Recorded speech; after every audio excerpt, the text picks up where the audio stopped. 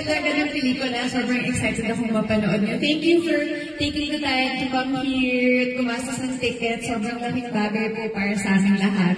So, thank you guys! And looking forward to seeing you more often sa mga susunod na ganap. Sana po, ulit-ulitin niyo pa ang Quezon. And, ano yun? Yung sa inyo. Oh! Pero enjoy the movie at sobrang thank you talaga for your time, for coming here. Hindi biro yung effort nyo. Sa lahat ng mga Instagram pictures, edit, tag, tweet, sobrang halaga. Thank you so much. Parating na kayo ng Quezon. Katulad na nagiging pagkakatihan. So, thank you guys and enjoy the movie. Maraming salamat po. We love you. Thank you.